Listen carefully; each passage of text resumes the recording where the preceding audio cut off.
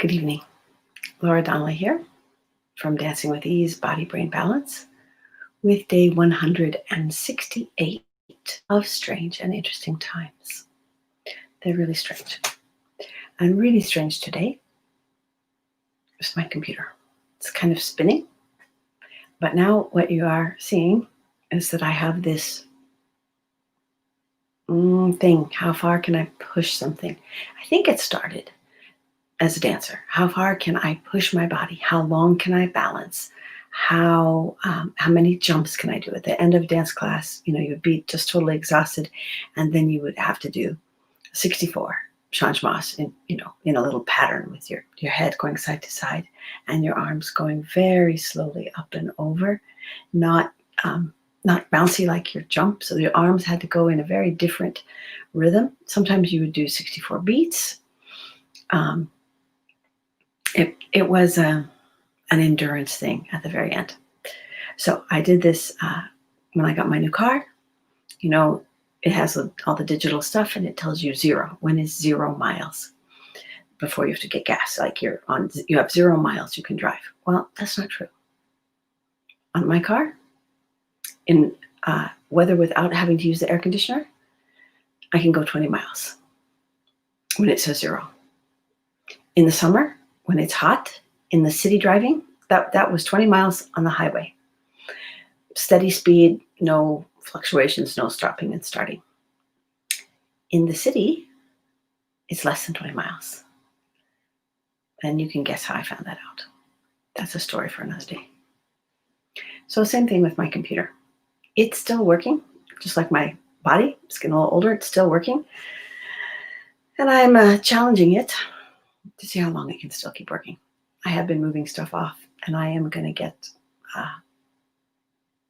clear it out, back it up, and then see what the next steps are. I kind of am not your upgrade every instant person. I'm a get a piece of equipment, get familiar with it, use it a really long time. I mean, like if I buy a car, I like to pay it off, and then I like to drive it a long time with no car payment, because then I can use that money for something else, which is really lovely. So that's all the introduction of saying, here we are, today 168 of Strange Interesting Time, Strange and Interesting Times. And I was talking today to my 6th grade teacher. We have been friends all that time, from way back. I think it was 1968,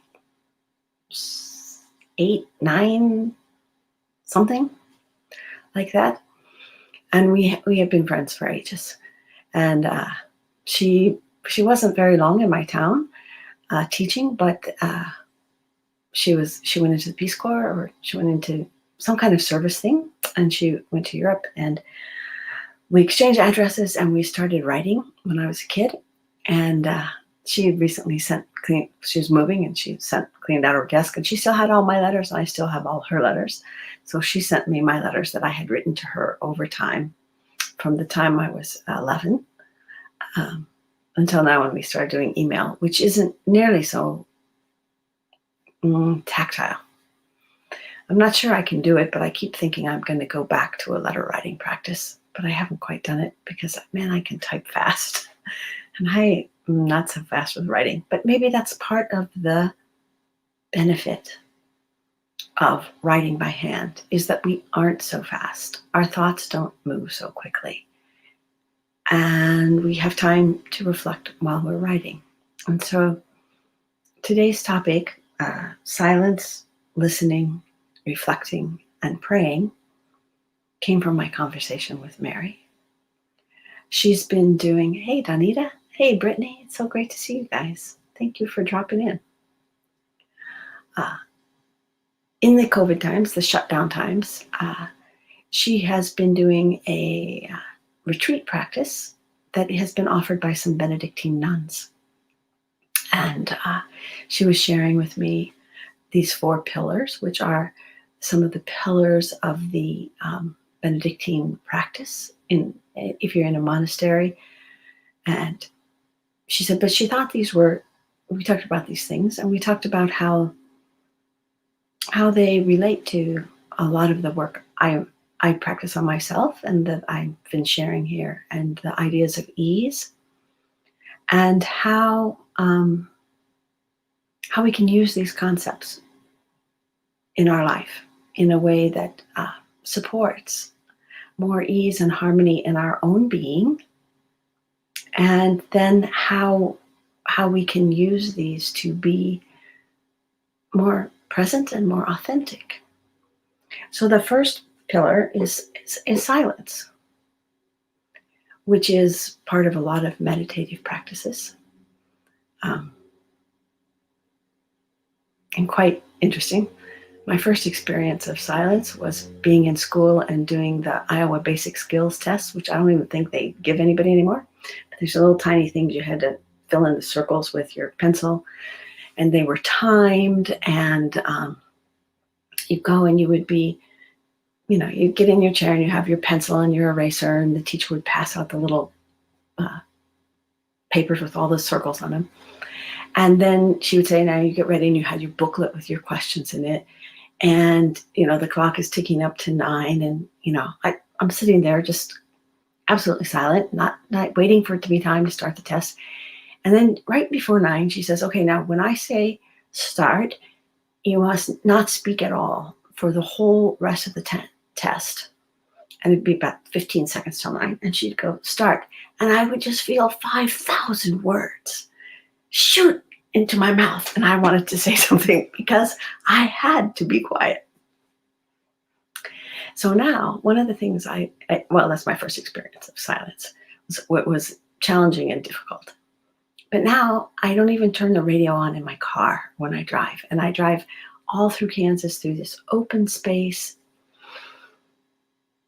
and I just listen to the silence. It's amazing, really amazing. And this happened to me, not turning on the radio, when I was driving from New York to Kansas to visit my family. And I got my car all packed, and I packed my all the not CDs, they were cassette tapes at the time, and I packed my cassette player, and I had my dog, and we hit the road, and I don't know if I forgot my cassette player or I didn't have any batteries in it or something, but something happened, and I didn't have radio in my car because I bought this great car. It's a Mazda. It's my very first new car I bought, but I didn't have radio, and I wanted it right away, so I didn't want to wait for the radio. I didn't want to pay extra for the radio. So I had this plan, and I didn't have any, I couldn't play my cassette tapes. And of course I had, again, the moment of panic, like I had when I had to take the test, and suddenly no sound, But then I just started driving, and I talked to my dog because he was there. And then I was singing my own songs, my own sounds. And sometimes I just drove long, long distances in silence. And ever after that, it's like I could take or leave the radio, I could take or leave CDs, I could take or leave tapes. Because the space, the visual space, seems to fill the silence for me. So this is kind of a crossing of senses, but that's how it works for me. So my friend Mary, she's my teacher now. I don't know, Donita, did you have Mary Steffens in school? I think Sandy did. I think Sandy and I had her together in 6th grade. Anyway, she was saying silence is a practice, and it is a practice in the monastery, but you can do it as a practice in your house if you wish. You can set aside a certain amount of time to be quiet, and just not say anything, not have any sound on. Listen to the sounds of your house, if you have pets, the sounds of your pets. And then from there, from being silent ourselves and not having a lot of noise around us, or not engaging with that noise, like when you turn on the radio or something, you begin to listen differently. And so then the listening is like the next phase of the practice.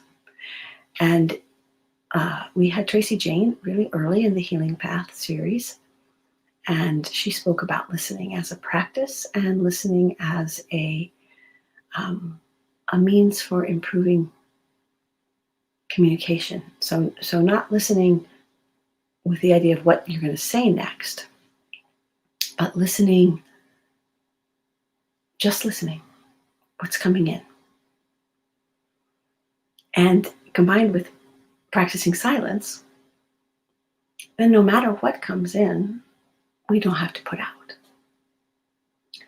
So Mary said she was going to practice this a little bit as the election heats up, listening to the various politicians speak in her state.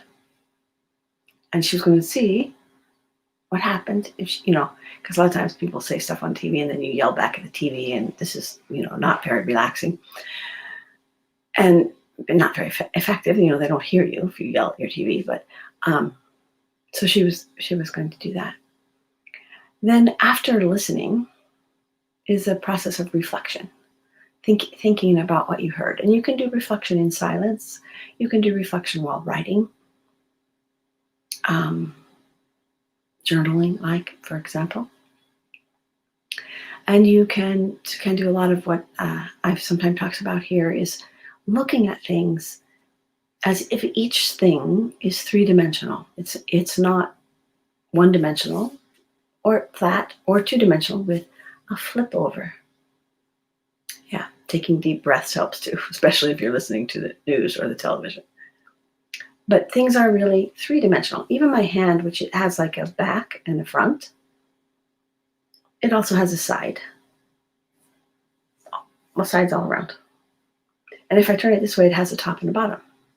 But if I turn it this way, it also has the top of my fingers and the heel of my hand. So suddenly my hand, which I have with me all the time that I don't really look at very often, suddenly has all of these different shapes. And then it can make all these different shapes. And so if I think of my hand, how when you draw a stick figure, you draw a circle and 5 fingers, that isn't really a hand. That's just one aspect of a hand. So in our lives, when we take time to be silent and we listen, we sometimes hear things we don't like, or we hear things that make us say, oh, well, in relationship to that thought, I think this thought. That's cool. That's kind of going on your 2-point system.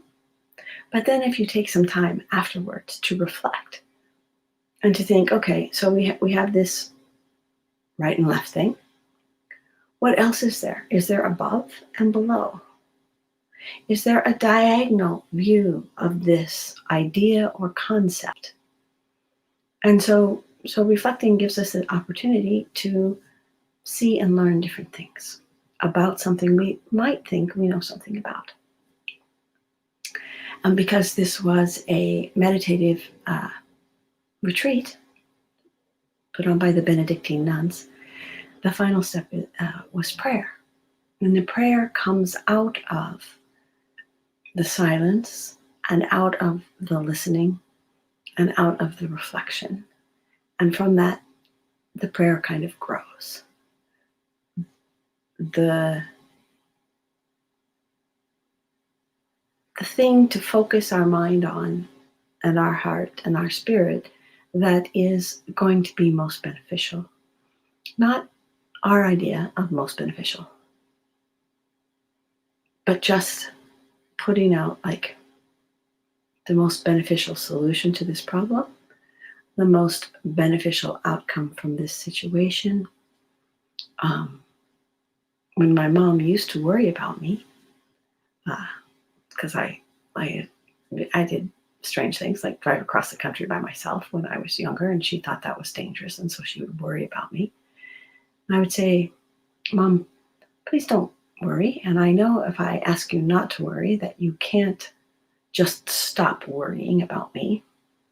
But could you, when you feel like worrying, instead just pray for the most beneficial outcome from my journey? And she's like, oh, I could do that. And I said, I would love that. I said, because when you worry, you're kind of praying for the worst thing. to happen on my journey. And she goes, no, I'm not. And I said, I know, but energetically, if what we think about grows, if you think about all the things that could go wrong on my trip, that puts energy in the things that could go wrong on my trip. If you think about all the, beneficial things that could happen on my trip, whether you identify those things or not, but just generally beneficial things, then that puts energy in those beneficial things. And so that's where the concept of how I talk about ease fits in with all of this. Because the silence is like a pause. And when you have a stimulus and you want to do an action, if you pause, that's like a moment of space before our habit can kick in. And it kind of derails the habit, which is really great. And then we listen to our body. Where is a little bit of ease? Asking, where seems a little easier now? And we listen. And then we say, okay, now I had the impulse to do this action, and I'm going to do this action from this place of ease. And I'm going to observe what happens. What happens to the ease? What happens to my body? How do I do? Am I able to do the activity I wanted to do without my habitual tension? It's an experiment. And so that would be like the reflection, the observation while looking at what's happening. And then for me, the piece of prayer is the healing part. And the part that knowing that every time I choose, I take the power to choose not to go in a direction of stress and tension. I have done something that's healing for me and for everybody I know. Hey, Mary, good to see you. So if these ideas are interesting to you, play around with the concepts. If you'd like more information from me about body-brain balance and ease and how you can do this almost like a daily moving meditation while you're doing your whole ordinary life, taking moments of healing all throughout the day, I'd be happy to talk to you. So just drop me a message. And I'll see you tomorrow. Tomorrow is Friday? Yes, tomorrow's Friday. God, I can forget what day it is so easily. But tomorrow's Friday, and my friend Victoria Day will be here talking about an embodiment practice she uses called a check-in, how to check in with where she is right now. I think it'll be really fun and helpful and beneficial for people. And it's never a bad thing to know where we are. So take good care, have a wonderful evening, and I'll see you tomorrow.